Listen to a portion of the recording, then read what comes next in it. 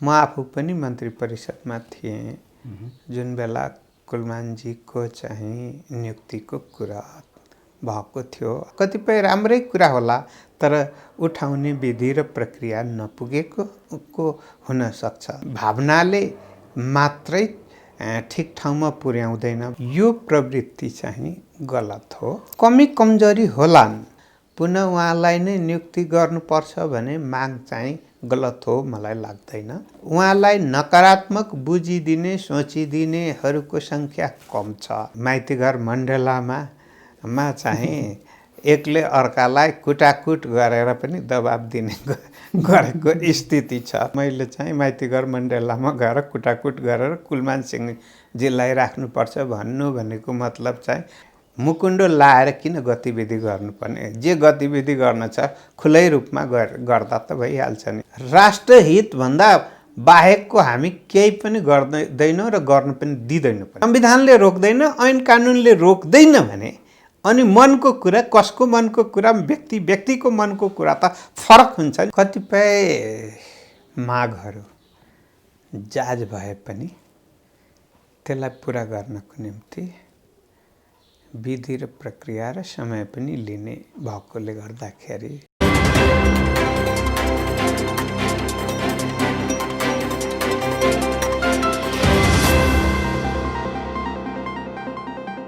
नयाँ नयाँ भिडियो हेर्न अनलाइन हर्पललाई सब्स्क्राइब गर्नुहोस् र बेल बटन थिच्नुहोस्।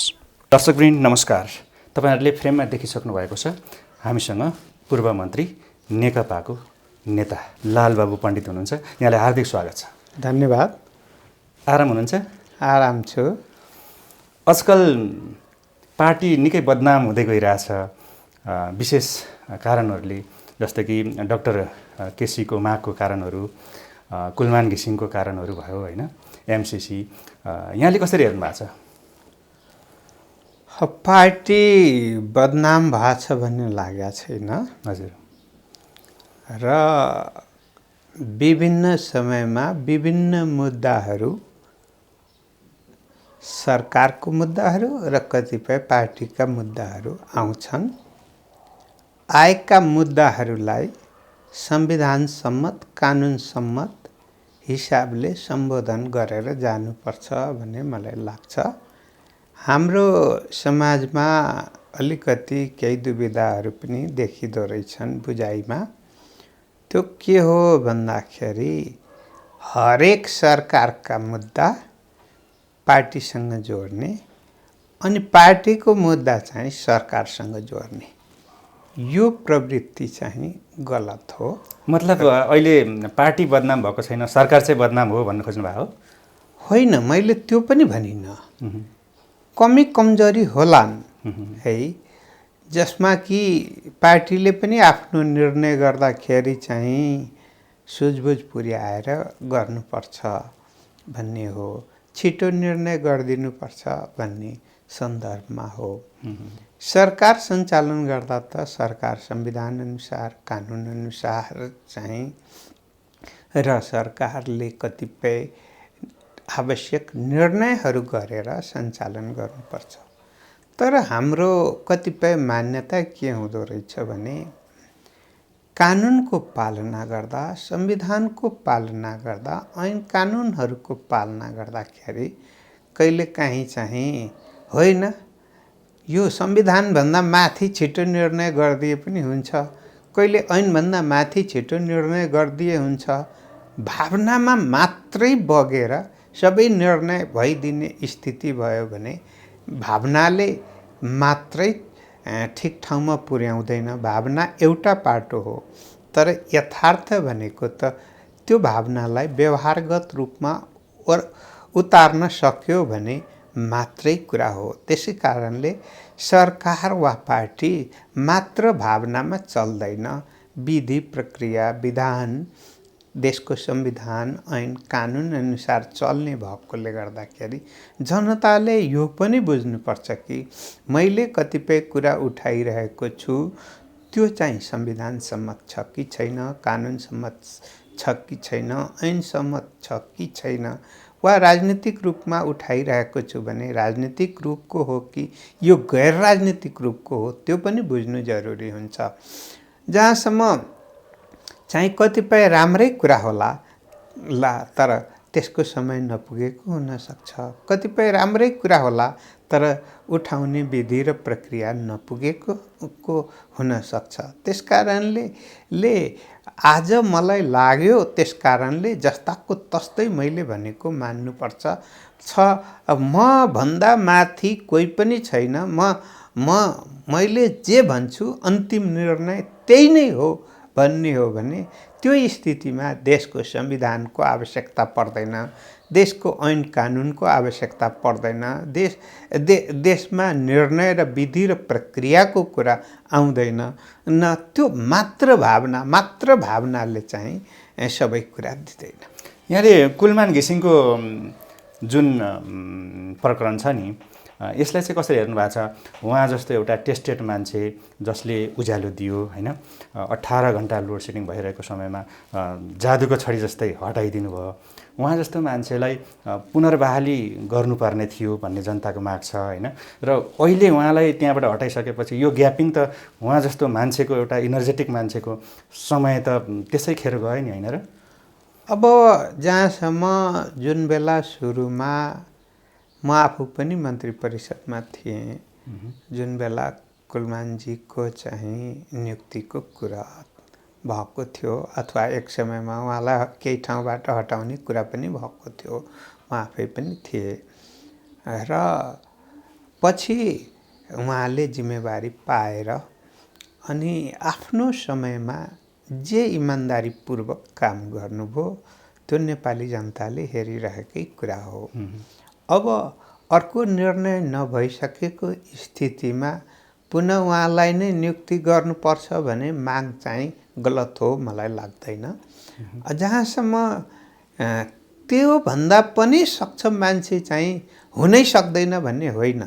कामको जिम्मेवारी पाएर आफूलाई प्रमाणित गर्न सक्यो भने हुनसक्छ, तर अन्तिम त्यही विकल्प हो भन्ने बुझ्नु हुँदैन। अब जहाँसम्म मैले थाहा पाएसम्म अब चाहिँ कहिलेकाहीँ मन्त्रालयको कुरा सञ्चार माध्यममै आउँछ, उहाँलाई नकारात्मक बुझिदिने सोचिदिनेहरूको सङ्ख्या कम छ, सकारात्मक रूपमा बुझिदिनेको सङ्ख्या धेरै छ। र त्यसले गर्दाखेरि निर्णय नभइसकेको स्थितिमा उहाँलाई नै पुनः निर्णय गरेर राखियोस् भन्ने माग राख्नु नाजायज कुरा होइन। तर मन्त्रालयले र नेपाल सरकारले विधि र प्रक्रिया पुर्याएर त्योभन्दा उपयुक्त कोही मान्छे देख्नुभयो भने अलग कुरा हो, होइन भने दोहोऱ्याएर राख्नै हुँदैन भन्ने मान्यतामा जानु हुँदैन भन्ने मलाई लाग्छ।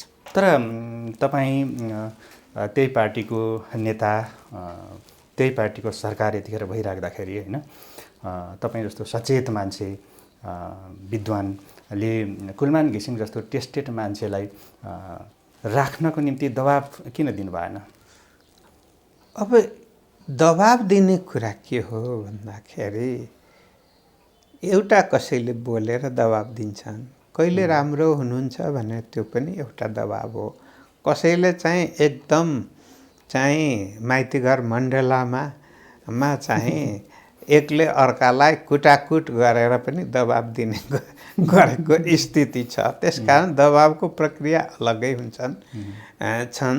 त्यसकारणले गर्दाखेरि मैले सकारात्मक रूपमा लिने कुरा एउटा कुरा हो, तर मैले चाहिँ माइतीघर मण्डलामा गएर कुटाकुट गरेर कुलमान सिंहजीलाई राख्नुपर्छ भन्नु भनेको मतलब चाहिँ उहाँको जुन प्रतिष्ठा छ, उहाँको योगदान छ, त्यसलाई अझै घटाउनु हो भन्ने मलाई लाग्छ। त्यसकारण त्यो विधि चाहिँ पार्टीभित्रै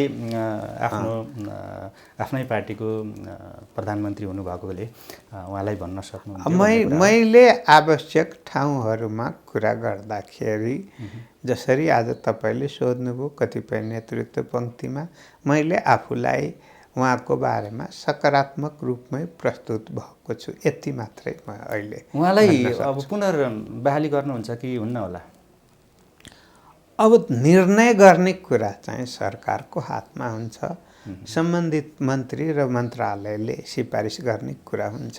त्यसकारण अहिले म सिफारिसकर्ताको ठाउँमा छैन म निर्णय गर्ने ठाउँमा पनि छैन। जे होस् त्यो पार्टीको एउटा अहिले त तपाईँले जसरी कि सकारात्मक रूपमा निर्णय भइदिए हुन्छ भन्ने हो भने मैले पनि चाहना राख्ने कुरा हो। जे होस् त्यो पार्टीको एकजना सचेत नेता भएको नाताले होइन कुलमानजीलाई अब पुनर्बहाली गर्नु भएन र उहाँलाई अवसर कुनै ठाउँमा दिनु भएन भने त पार्टी पनि बदनाम भयो, सरकार पनि बदनाम भयो, अर्को चुनावमा त हामी देखाउँछौँ भन्ने खालको जनताको त कुरा आइसक्यो नि। अब एउटा कुरा के हो, जनताको कतिपय सेन्टिमेन्टल कुरा आउँछन्, राम्रो कुरालाई ग्रहण गर्नुपर्छ, अब खराब कुरा छन् भने त्यसलाई चाहिँ त्यही नै भोग्नुपर्छ भन्ने होइन।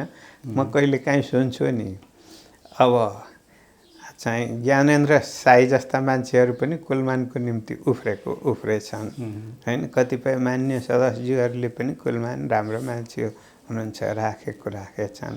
कतिपय चाहिँ जित्न नसकेका राजनीतिक पार्टीहरू आफ्नो पहिचानको निम्ति पनि कहिलेकाहीँ के नाम फेरेर र आफ्नो पार्टीको नामबाट त कोही आउँदैन, तर कहिलेकाहीँ चाहिँ इनफको नामबाट पनि र कहिले विभिन्न नामबाट पनि त्यस्तो गतिविधि गरेका छन्। मुकुण्डो लाएर किन गतिविधि गर्नुपर्ने? जे गतिविधि गर्न छ खुलै रूपमा गर्दा त भइहाल्छ नि। ज्ञानेन्द्र साई चाहिँ मानौँ न कि चाहिँ राजतन्त्रको खोल चाहिँ त्यो भित्र चाहिँ कुलमानजीमा भित्र घुसाउनुको आवश्यकता छैन नि। सरकारको विरोधको सन्दर्भमा अन्य राजनीतिक पार्टी जित्न नसकेका राजनीतिक पार्टीहरू चाहिँ यही बेला हो सरकार ढलिहाल्छ कि भनेर अनि आफ्नो पहुँच त्यहाँ पुगिहाल्छ कि भनेर नयाँ पहिचान खोज्नुपर्ने आवश्यकता त छैन नि। कुलमानजीको सहारा चाहिँ राजनीतिक पार्टीले लिनुपर्ने स्थिति त छैन नि। राजनीतिक पार्टीले पो कुलमानजीलाई सहारा दिने हो। त्यसकारणले अहिले कुलमानजीले पटक पटक वक्तव्य पनि जारी गर्नुभएको छ, मेरो निम्ति सडकमा अनावश्यक कुराहरू र अझै भन्ने हो भने द्वन्द्व चर्काउने कुराहरू र यसमा चाहिँ विभिन्न किसिमको राजनीतिक चाहिँ रङ रूप दिएर मेरो निम्ति जुलुस ननिकालिदिनुहोस्, मेरो निम्ति वक्तव्य जारी नगरिदिनुहोस् भनेर त उहाँले सकारात्मक रूपमा अभिव्यक्ति दिएर आउनु भएको छ नि। अब त्यस्तै अब एमसिसी पनि पारित हुन्छ भन्ने कुरा आछ होइन। विरोध गरिरहेछन् जनताले। एमसिसी भनेको घातक हो, नेपालको निम्ति यो घातक बन्छ होइन। अमेरिकी सेना आउन सक्छ र उहाँहरूकै कानुन लागू हुन्छ र नेपाललाई हस्तक्षेप गर्छ भन्ने खालको गम्भीर गुनासो अथवा चिन्ता छ नि, के हो यो? अब एमसिसीलाई ठिकसँग बुझ्ने कुरामा चाहिँ यो रहेको समस्या हो। केही कमजोरी छन् भने अब हामीले पनि भनेका छौँ, ती कमजोरीलाई सच्याएर ग्रहण गर्न सकिन्छ भनेर भनेका छौँ। यदि कमजोरी सचिँदैन भने चाहिँ जबरजस्ती चाहिँ हामीले भारी बोक्नुपर्ने स्थिति चाहिँ होइन। तर हरेक कुरामा चाहिँ ल मानौँ न कि चाहिँ अहिले चाहिँ रुगा लाग्न साथ चाहिँ यसो अलिक तातो थोरै बढ्न साथ कोरोना भइहाल्यो भने ठान्ने र त्यसैमा चाहिँ आफू लिएर सकिने स्थिति त गर्नु हुँदैन नि। हो त्यस्तै एमसिसी भनेको जम्मा 2टा प्रोजेक्टको कुरा हो। त्यो प्रोजेक्ट चाहिँ अन्तर्राष्ट्रिय ठेकदारले बनाउने हो, जसरी कि अन्य प्रोजेक्टहरू आइरहेका छन् त्यही अनुसारै हो। त्यसकारणले गर्दाखेरि अन्तर्राष्ट्रिय ठेकामा नेपालीले सहभागिता लिन पाउँदैन भन्ने होइन, सहभागिता लिन पाउने हो।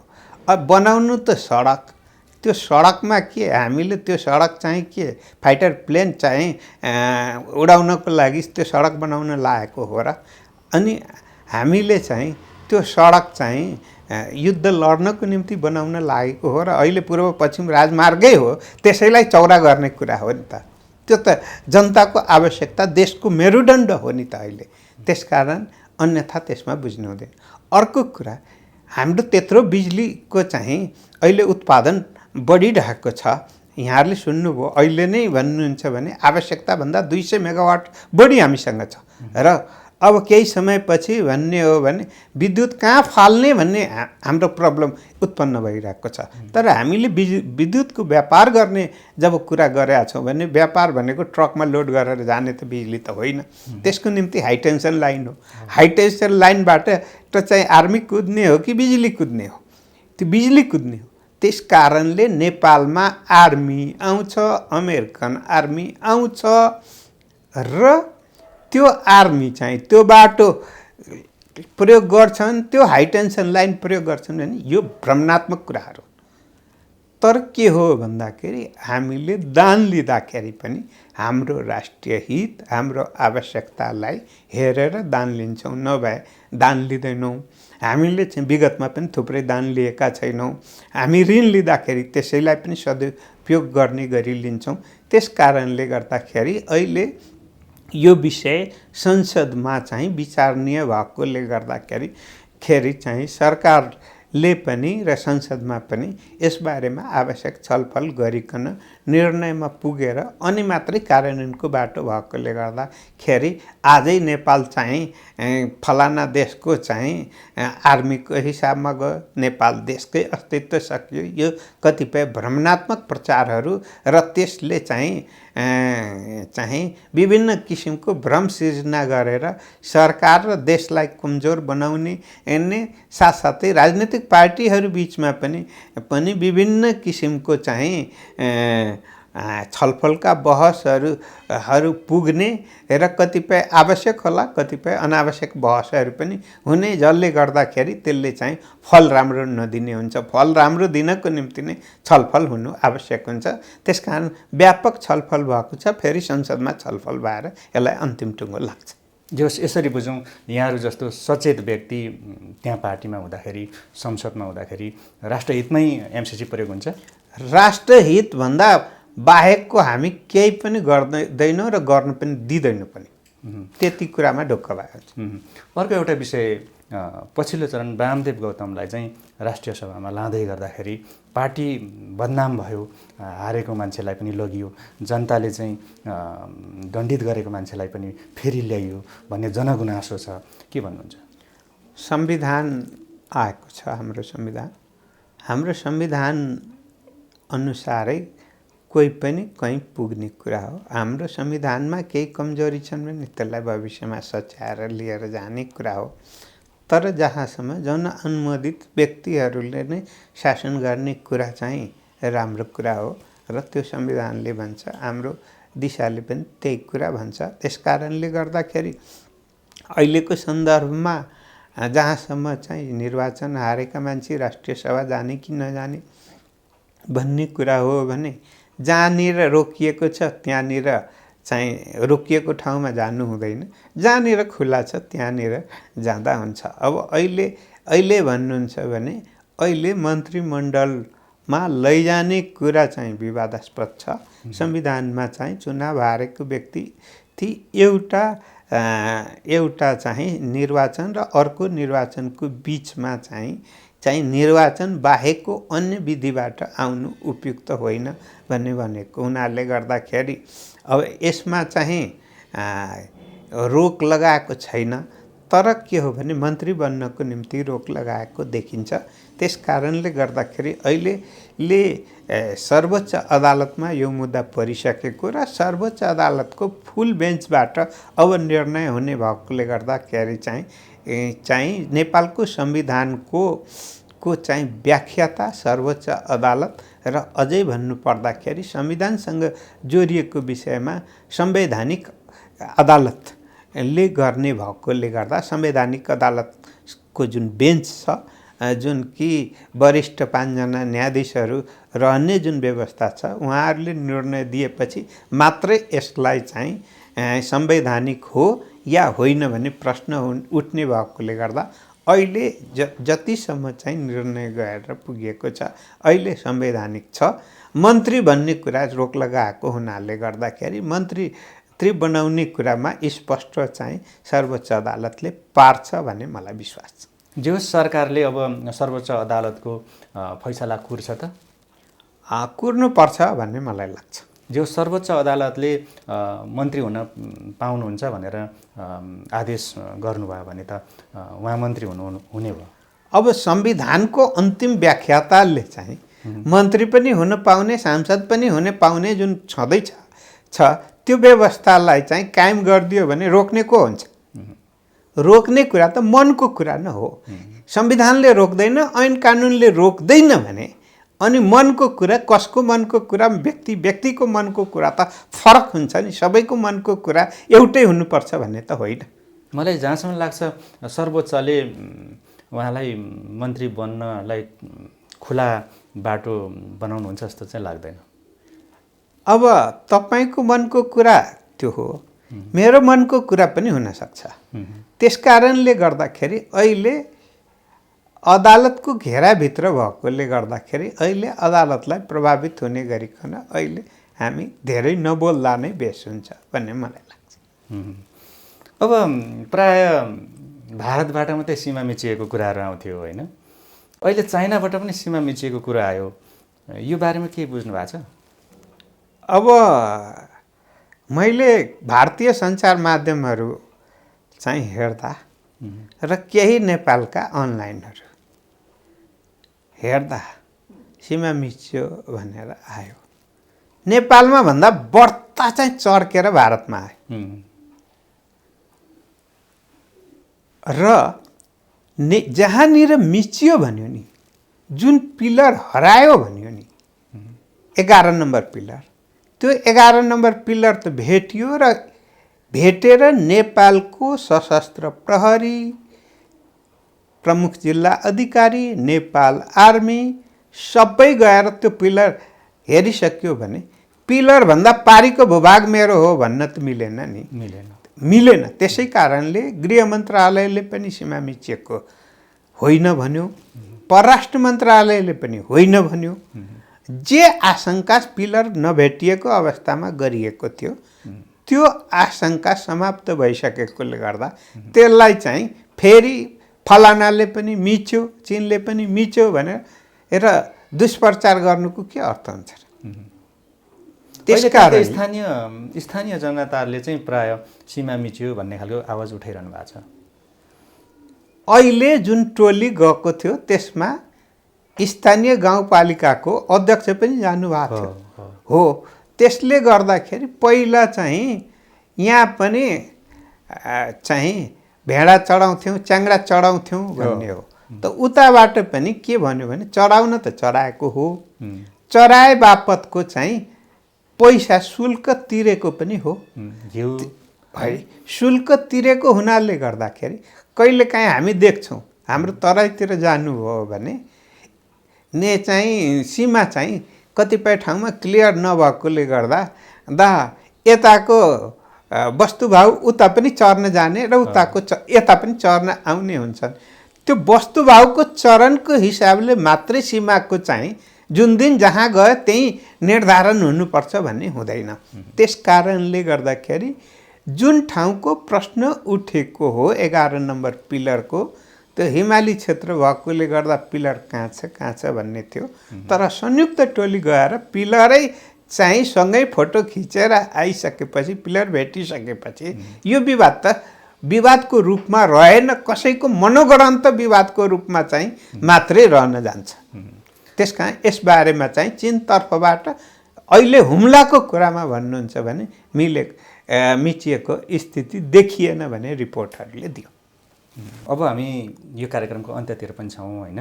प्रधानमन्त्रीज्यूले भर्खरै संसदबाट पारित गरेको नयाँ नक्सा चाहिँ किताबमा छाप्नको निम्ति चाहिँ नछाप्नु भनेर निर्देशन दिनुभयो भन्ने कुरा आयो। यो के हो, सत्य तथ्य बताइदिनु न। पहिलो कुरा त जुन कालापानी सहित लिपुलेक, लिम्पियाधुरा सहितको नक्सा संसदले पारित गरिसकेको हुनाले यसलाई प्रकाशन गर्नको निम्ति कुनै अप्ठ्यारो हुने स्थिति होइन। दोस्रो कुरा, कति हाम्रो क्षेत्रफल हो त्यसको यकिन अलि हुन बाँकी छ। किन भन्दाखेरि नेपाल, चीन र भारतको त्रिदेशीय बिन्दुको टुङ्गो लाग्न बाँकी भएकोले गर्दा हो। अर्को कुरा के हो भने अहिले छापिएको पुस्तक मैले पुरै हेरेको छैन, तैपनि त्यसमा केही भाषागत, केही अक्षांश र देशान्तर र यो टुङ्गो नलागेको विषयवस्तु भएकोले गर्दाखेरि एउटा अर्को कुरा के हो भन्दाखेरि कसले पहिला प्रकाशन गर्ने आधिकारिकता के हो त यो भन्ने सन्दर्भमा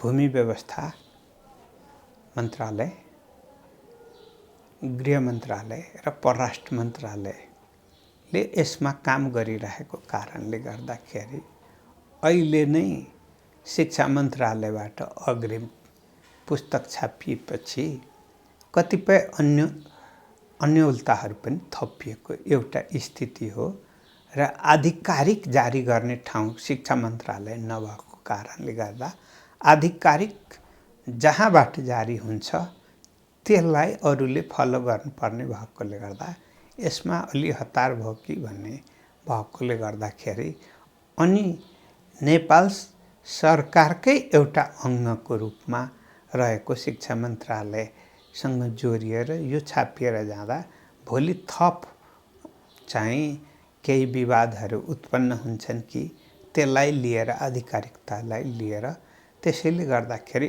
अहिले मनसायमा कुनै गलत होइन तर व्यवहारिक रूपमा चाहिँ अलि हतार भएको भनेको हुनाले गर्दाखेरि अहिले चाहिँ त्यसलाई वितरणमा चाहिँ रोक लगाएको एउटा स्थिति मैले बुझेसम्म त्यो हो। तर के हो भने नेपाल सरकारको अथवा प्रधानमन्त्रीजीको अडान अथवा नेपालका सबै राजनीतिक पार्टीहरूको अडान त्यो जुन संसदले पारित गरेको नक्सा र योसँग जोडिएको भूगोलको बारेमा कुनै फरक छ भन्ने लाग्दैन। त्यसकारण त्यसबारेमा अन्यथा प्रश्न र आशंका गरिराख्नुपर्ने स्थिति छैन भन्ने मलाई लाग्छ। जे होस् जनताको एउटा आशंका अथवा सशङ्कित भएका थिए त्यो होइन, ढिलो चाँडो प्रकाशन हुन्छ भन्ने हो। अब यो छिट्टै विधि र प्रक्रिया पुरा गरेर प्रकाशन हुन्छ। अब अहिले चाहिँ डाक्टर केसीको आन्दोलन पनि चर्किरहेछ, प्रहरीले अलिकति दमन पनि गरिरहेछन्। उहाँको जायज मागै थियो, हामीले हेर्दाखेरि जायज माग जस्तै लाग्छ होइन। किन चाहिँ ती मागहरू पुरा हुँदैनन्?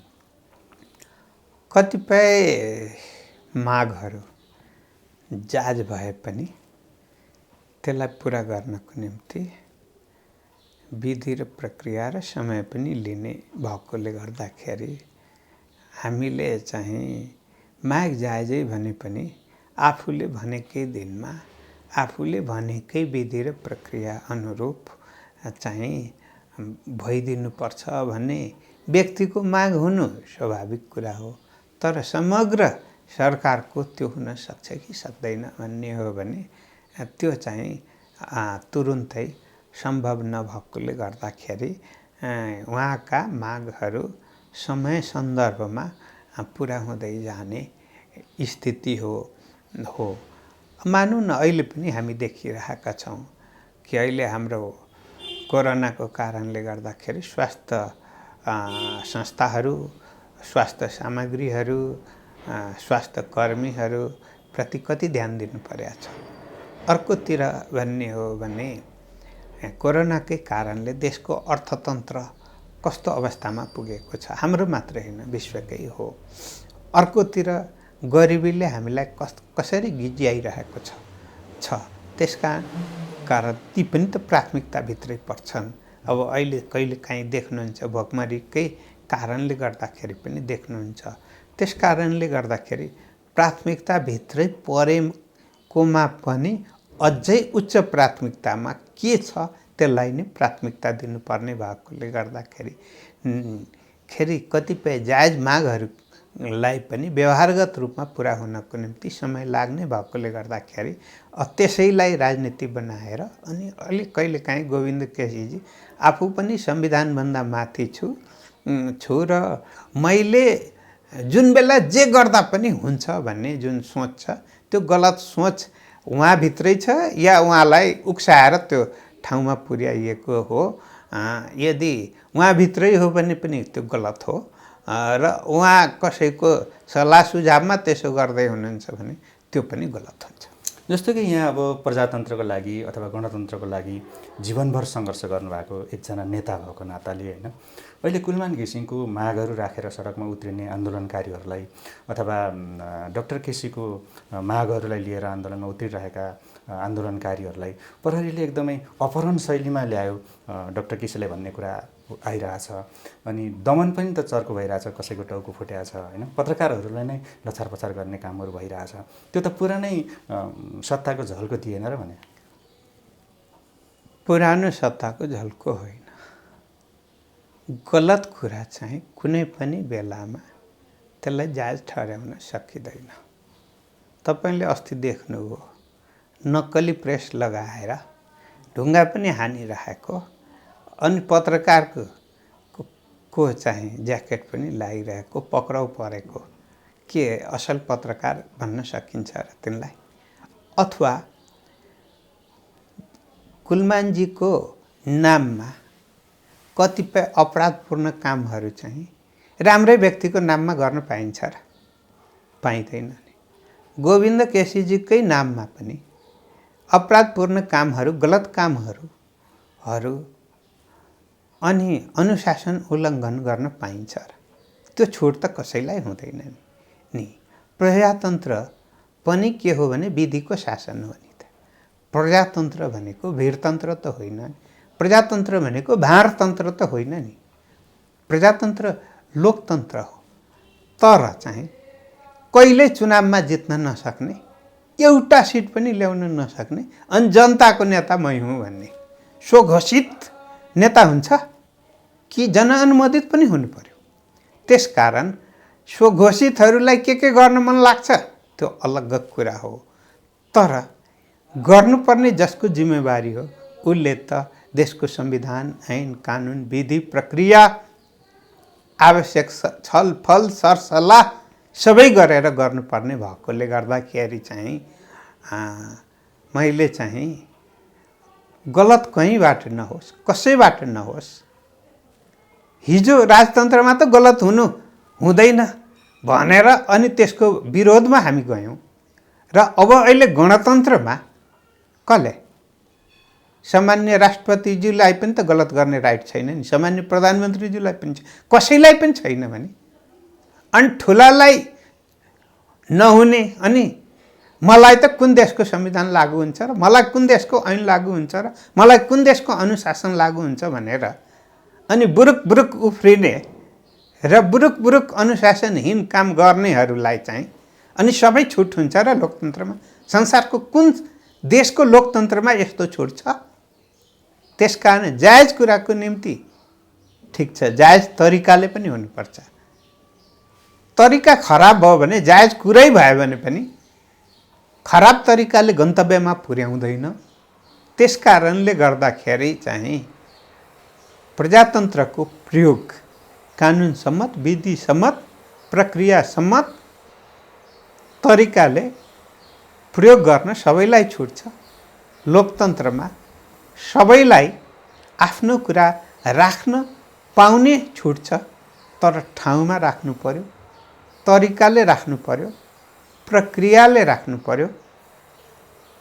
अरू कुरा म केही मान्दिनँ, सबले मेरै कुरा मात्र मान्नुपर्छ भने यो लोकतन्त्र होइन। त्यस्तो चाहिँ अनुशासनहीन तन्त्रले लोकतन्त्रलाई बलियो बनाउँदैन। हस् पूर्व मन्त्रीज्यू, तपाईँले आफ्नो एकदमै महत्त्वपूर्ण विचारहरू राखिदिनु भयो। तपाईँलाई धेरै दर्शकहरूले मन पराउनुहुन्छ, तपाईँको विचार मन पराउनुहुन्छ, तपाईँको काम मन पराउनुहुन्छ। उहाँहरू सबैले अन्त्यमा के भन्नुहुन्छ? सबै आदरणीय जनसमुदायमा अहिले कोरोना महामारी भएको कारणले सुरक्षित हुँदै जीवनलाई कोरोनासँग सुरक्षित बनाउँदै दैनिक जीवन चक्रलाई पनि अगाडि बढाउँदै आफ्नो जिम्मेवारी पुरा गर्दै सकारात्मक रूपमा लिँदै लोकतन्त्रको अभ्यासमा आफूलाई चाहिँ समाहित गर्दै देश जनता र आफ्नै निम्ति पनि निरन्तर सकारात्मक सोचको साथ लागिराख्नको निम्ति म हार्दिक अनुरोध गर्दछु। हस् यहाँको एकदमै महत्त्वपूर्ण टाइम दिनुभयो धेरै धेरै धन्यवाद